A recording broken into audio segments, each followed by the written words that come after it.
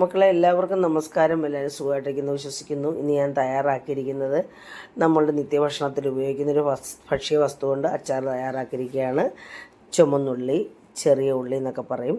ഇതുകൊണ്ട് വളരെ രുചികരമായ രീതിയിൽ വളരെ കാലം സൂക്ഷിച്ച് വെച്ച് ഉപയോഗിക്കത്തക്ക രീതിയിൽ നല്ലെണ്ണയിൽ തയ്യാറാക്കിയിരിക്കുകയാണ്.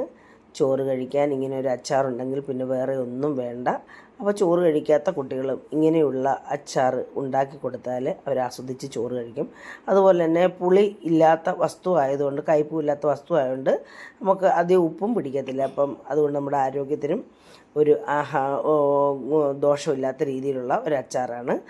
അപ്പം ഇത് വിദേശ രാജ്യങ്ങളിലൊക്കെ കൊടുത്തുവിടാനും അതുപോലെ തന്നെ കുട്ടികൾക്ക് സ്കൂളിൽ കൊണ്ടുപോകാനും, ജോലിയുള്ളവർക്ക് സ്കൂളിൽ ജോലി സ്ഥലത്ത് കൊണ്ടുപോകാനും ഒക്കെ ആയിട്ട്, ടിഫിൻ ബോക്സിൽ കൊണ്ടുപോകാനും ഒക്കെ ആയിട്ട് നല്ലൊരു അച്ചാറാണ്. അപ്പം നല്ലെണ്ണയിൽ തയ്യാറാക്കിയിരിക്കുന്നതുകൊണ്ട് വളരെയേറെ കേടുകൂടാതിരിക്കും. അതുപോലെ വെളിച്ചെണ്ണയ്ക്കകത്ത് ഒരിക്കലും നമ്മൾ അച്ചാർ ഐറ്റംസ് ഒന്നും ഉണ്ടാക്കാൻ പാടില്ല. കാരണം പെട്ടെന്ന് കനിച്ച് പോകും. ഇതാകുമ്പം കേടുകൂടാതെ അതിനാളിരിക്കും. അതിനായിട്ട് ദാണ്ട് 1 കിലോ ചെറിയ ഉള്ളിയാണ് എടുത്തിരിക്കുന്നത്. ചെറിയ ഉള്ളി എന്ന് പറയുമ്പോൾ അതിൻ്റെ കുഞ്ഞുള്ളിയുണ്ട്. അപ്പോൾ ഇതെല്ലാം കൂടെ ഒന്നിച്ചാണ് നമ്മൾ, അല്ല വേറെ തിരിഞ്ഞെടുക്കുന്നില്ല. ചെറുതും വലുതും എല്ലാം കൂടെ നമ്മൾ ഇത് പൊളിച്ചെടുക്കുന്നുണ്ട്. അതിനായിട്ട് പൊളിക്കുന്നത് പല ആൾക്കാരും ഉള്ളി പൊളിക്കാൻ കഷ്ടപ്പെടുന്നത് ഞാൻ കണ്ടിട്ടുണ്ട്. എളുപ്പമാണ് കേട്ടോ.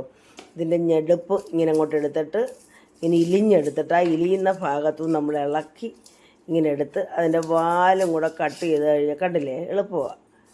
അങ്ങനെ ഇതേ രീതിയിലാണ് 2 എണ്ണം വരുന്നത്.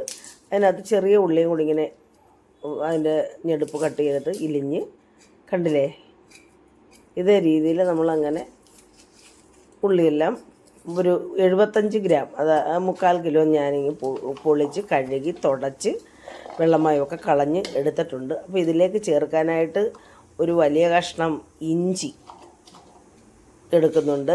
അത് ഇങ്ങനെ ചെറിയ ചെറിയ സ്ലൈസസ് ആയിട്ട് അരിഞ്ഞ് കട്ട് ചെയ്ത് വെച്ചിട്ടുണ്ട്. പിന്നെ ഒരു 6ഓളം പച്ചമുളക് നീളമുള്ളതാണ്, അതും കട്ട് ചെയ്ത് നമ്മൾ എടുത്തിട്ടുണ്ട്. പിന്നെ ഒരു 3 കുടം വെളുത്തുള്ളി പൊളിച്ച് വലുതെല്ലാം കട്ട് ചെയ്ത് എടുത്തിട്ടുണ്ട്. പിന്നെ 3-4 വറ്റൽമുളകും എടുത്തിട്ടുണ്ട്. അച്ചാർ തയ്യാറാക്കേണ്ട ചട്ടി അടുപ്പയിൽ വെച്ചു. ചൂടായപ്പോൾ നമ്മൾ നല്ലെണ്ണ ഒഴിച്ചു കൊടുക്കുകയാണ്. അപ്പോൾ ഒരു 100 ഗ്രാം നല്ലെണ്ണ എത്ര ചേർത്താലും നല്ലതാണ്. കാരണം എണ്ണ ഇതിൻ്റെ മുകളിൽ പൊങ്ങിക്കിടക്കണം, അപ്പോഴാണ് കേടുകൂടാതിരിക്കുന്നത്. അപ്പോൾ നമ്മൾ നല്ലെണ്ണ ഒഴിച്ചു. അത് ചൂടായോ എന്നറിയാൻ വേണ്ടി നമ്മൾ ഇച്ചിരി കറിവേപ്പില ഇട്ട് കൊടുത്തിട്ടുണ്ട്. ഇതിലേക്ക് നമ്മൾ നമ്മുടെ ഉള്ളി 2 ട്രിപ്പായിട്ടാണ് വറുത്തെടുക്കുന്നത്. ഉള്ളി വറുത്താണ് നമ്മളിത് തയ്യാറാക്കുന്നത് കേട്ടോ. ഇതിലേക്ക് ഞാൻ 1 ടീസ്പൂൺ ഉപ്പ് കൂടെ ചേർത്ത് കൊടുത്തതാണ്. കാരണം ഈ ഉള്ളിക്കകത്ത് ഉപ്പ് പിടിക്കാൻ വേണ്ടിയാണ് കേട്ടോ. അപ്പോൾ നമ്മളിങ്ങനെ ഉപ്പ് ചേർത്താൽ പൊട്ടത്തൊന്നുമില്ല കേട്ടോ. അപ്പോൾ നമ്മളിതിങ്ങനെ വറുത്ത് കോരിയെടുത്ത് നല്ല ക്രിസ്പി ആവണ്ട, നമ്മൾ വേവണം, എങ്കിലാണ് നമ്മൾ അച്ചാർ ഉണ്ടാക്കുന്നത്. അങ്ങനെയാണ്. അപ്പോൾ ഇതിങ്ങനെ കൂടുതൽ ഈ ബൾക്കായിട്ടൊക്കെ നമുക്ക് ഉള്ളിയൊക്കെ കിട്ടുന്ന സമയങ്ങളിൽ ഇതിങ്ങനെ ചെയ്തു വെച്ചാൽ നമുക്ക് വളരെയേറെ ഗുണമാണ്. ആരോഗ്യ ഗുണങ്ങളൊക്കെ ഏറെ ഉള്ള ഒന്നാണല്ലോ അനീമിയ. അതുപോലെ തന്നെ ഹൃദയാരോഗ്യത്തിന്, കൊളസ്ട്രോളിനെയൊക്കെ കുറയ്ക്കാനും, പ്രമേഹ രോഗികൾക്കും അതുപോലെ അലർജി രോഗം ഒക്കെ നല്ലൊരു ഭക്ഷ്യവസ്തുവാണ്. നല്ല ഒരു ഔഷധം നമ്മുടെ ആയുർവേദ മെഡിസിനകത്തൊക്കെ ഉപയോഗിക്കുമല്ലോ. അങ്ങനെ ഇതെല്ലാം നമ്മൾ ഇങ്ങനെ വറുത്ത് കോരി എടുത്തിട്ടുണ്ട്. അപ്പോഴത്തേന് ഈ എണ്ണയ്ക്കകത്ത് ഈ നമ്മൾ അച്ചാർ തയ്യാറാക്കുന്ന അഴുക്കല്ല കേട്ടോ, എൻ്റെ സൈഡിലിരിക്കുന്ന അറിയാമല്ലോ. അപ്പം ഇതിനകത്ത് ഞാൻ 1 ടീസ്പൂൺ കടുക് ചേർത്ത് കൊണ്ട് വറ്റൽമുളകും ചേർത്ത് അത് മൂത്ത് കഴിയുമ്പോൾ നമ്മൾ ആദ്യം ഈ ഇഞ്ചിയാണ് മൂപ്പിച്ച് വെക്കുന്നത്. കാരണം ഇഞ്ചിക്ക് നല്ല മൂപ്പുണ്ട്, വെള്ളമയം മൂക്കാതിരുന്നാൽ കനയ്ക്കും കേട്ടോ. അപ്പോൾ ഇത് നല്ല ക്രിസ്പി ആയിട്ട് മൂത്തതിന് ശേഷമേ നമ്മൾ അതിനകത്ത് വെളുത്തുള്ളി ഇട്ട് കൊടുക്കുന്നുള്ളൂ. വെളുത്തുള്ളി നമ്മളങ്ങ് ക്രിസ്പി ആക്കണ്ട, അതൊന്ന് മൂത്തെടുത്താൽ മതി. നമ്മൾ മൂത്ത് വെന്താൽ മതി. അത് കഴിക്കാനും നല്ലൊരു ടേസ്റ്റാണല്ലോ. പിന്നെ അത് മൂത്ത് കഴിയുമ്പോൾ നമ്മൾ പച്ചമുളക് ഇടത്തുള്ളൂ. പച്ചമുളക് അതിൻ്റെ പിന്നെ നല്ലപോലെ ക്രിസ്പി ആയിട്ട് മൂത്ത് വരണം. എന്നിട്ട് നമ്മൾ ഇതിലേക്ക് ആവശ്യത്തിന് കറിവേപ്പില നമ്മുടെ വീട്ടിലായതുകൊണ്ടാണ് ഇങ്ങനെ ഇരിക്കുന്നത് കേട്ടോ. അത് നല്ലതുപോലെ ഇട്ട് കുറേ 3-4-5 അല്ലി ഇട്ട് കൊടുത്ത് അത് ഇളക്കിയതിന് ശേഷം നമ്മളിതിലേക്ക് ആദ്യം ചേർക്കുന്നത് കായപ്പൊടിയാണ്. 1 ടീസ്പൂൺ കായപ്പൊടിയാണ്. നമ്മൾ അച്ചാറിനൊക്കെ കായത്തിൻ്റെ ഫ്ലേവർ മുന്നിൽ നിൽക്കണമല്ലോ. അപ്പോൾ 1 ടീസ്പൂൺ എടുത്തിട്ട് അപ്പം തന്നെ നമ്മൾ ഇളക്കിക്കണം, അല്ല കട്ട പിടിക്കും കേട്ടോ. എന്നിട്ടൊരു 3/4 ടീസ്പൂൺ മഞ്ഞൾപ്പൊടിയും ചേർത്ത് കൊടുത്ത്, പിന്നെ ഒരു 1.5 ടേബിൾ സ്പൂൺ മുളക് പൊടി. 1 ടേബിൾ സ്പൂൺ എന്ന് പറയുമ്പോൾ 3 ടീസ്പൂണാണ്. ഇതിപ്പോൾ വലിയ ടീസ്പൂണാണ്, 4 ടീസ്പൂണാണ് ചേർക്കുന്നത്, അപ്പോൾ 1.5 ടേബിൾ സ്പൂൺ. അപ്പോൾ ഇതും നമ്മൾ ഉലുവാപ്പൊടി ഇപ്പോൾ ചേർക്കത്തില്ല, വറുത്ത് പൊടിച്ചാണ്ട് പിന്നീട് ചേർക്കത്തുള്ളൂ കേട്ടോ. എന്നിട്ട് ആ എണ്ണയ്ക്കകത്തിട്ട് കൂട്ടി കുഴച്ച് അപ്പോൾ എണ്ണ ചേർത്തത്. അപ്പോൾ ഈ സമയത്ത് ഫ്ലെയിം ഓഫ് ചെയ്തായിരുന്നു കേട്ടോ, അല്ലേ നമ്മുടെ മുളക് പൊടിയൊക്കെ കരിഞ്ഞു പോകും. അപ്പോൾ ഇത് ആ എണ്ണയ്ക്കകത്ത് കണ്ടില്ലേ മുങ്ങിക്കിടന്ന് മൂത്തു. നമ്മളപ്പോൾ പുളിക്കായിട്ട് നമ്മൾ വിനാഗിരിയാണ് ചേർക്കുന്നത് കേട്ടോ.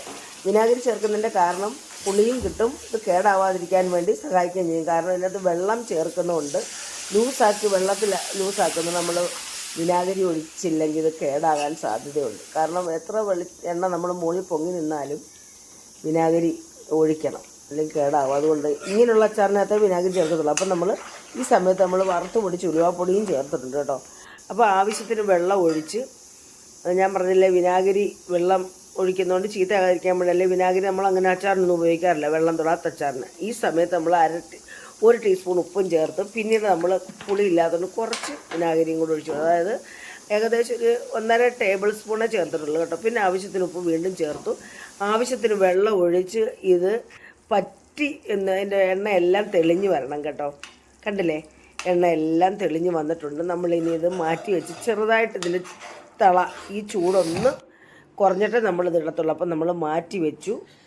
അപ്പം നമ്മുടെ വറുത്ത് വെച്ചിരിക്കുന്ന ചെറിയ ഉള്ളി ഈ സമയത്താണ് നമ്മൾ ഇട്ട് കൊടുക്കുന്നത്. ചെറുതായിട്ടൊന്ന് അതിൻ്റെ ചൂടൊന്ന് മാറിക്കഴിയുമ്പോൾ, അല്ലെങ്കിൽ ഇത് വെന്തങ്ങ് അലിഞ്ഞു പോകും കേട്ടോ. അപ്പോൾ നമ്മളുടെ ഉള്ളി അങ്ങോട്ട് ഇട്ട് കൊടുക്കുവാണ്. പിന്നെ അത് ആ ചൂടിനകത്ത് കിടന്ന് ഈ ഉള്ളിയുടെ അകത്തിൻ്റെ മസാലകളും ഇതിൻ്റെ ഗുണങ്ങളെല്ലാം, വെളിച്ചെണ്ണ അതുപോലെ എണ്ണയുണ്ടല്ലോ ആവശ്യത്തിന്, അതിലും ഉണ്ടല്ലോ, അങ്ങനെ മസാലകളൊക്കെ പിടിച്ച് ഒരു എത്ര മണിക്കൂർ വേണമെങ്കിലും നമുക്കിടാം. എന്നിട്ട് എണ്ണ എല്ലാം തെളിഞ്ഞു വരും. ആ സമയത്ത് നമ്മൾ നമ്മുടെ ഇതിൻ്റെ ബോട്ടിലിനകത്തിട്ട് മാറ്റാൻ പാടുള്ളൂ. അതുപോലെ തന്നെ നമ്മൾ ഉപയോഗിക്കുന്ന ബോട്ടിൽ ഒരിക്കലും പ്ലാസ്റ്റിക് ഉൽപ്പന്നങ്ങൾ ഉപയോഗിക്കാൻ പാടില്ല. അത് നമ്മുടെ ആരോഗ്യത്തിന് വളരെയേറെ ഹാനികരമാണ്. അപ്പം നമ്മുടെ നല്ലെണ്ണയെല്ലാം തെളിഞ്ഞു വന്നിട്ടുണ്ട്, കണ്ടില്ലേ. അപ്പം ഈ സമയത്താണ് നമ്മൾ നമ്മുടെ ബോട്ടിലേക്ക് ഇത് മാറ്റുന്നത്. അപ്പം കണ്ടില്ലേ, നമ്മുടെ രുചികരമായിട്ടുള്ള ഈ അച്ചാർ ഇത്ര പെട്ടെന്നാണ് നമ്മൾ തയ്യാറാക്കിയിരിക്കുന്നത്, കണ്ടില്ലേ. അപ്പോൾ ഇതിന് നമ്മൾ കഴുകി ചൂടുവെള്ളത്തിൽ കഴുകി ഉണക്കി വൃത്തിയാക്കിയിരിക്കുന്ന പിന്നെ നമ്മുടെ ഗ്ലാസ് ചില്ല് പാത്രമാണ്. ഇതിലേക്ക് നമ്മൾ വേണമെങ്കിൽ അധികം നാൾ ഉപയോഗിക്കുകയാണെങ്കിൽ കുറച്ച് നല്ലെണ്ണ ചൂടാക്കിയതിൻ്റെ സൈഡിലൊക്കെ ഒഴിക്കുക, ഇങ്ങനെ സ്പ്രെഡ് ചെയ്യുക.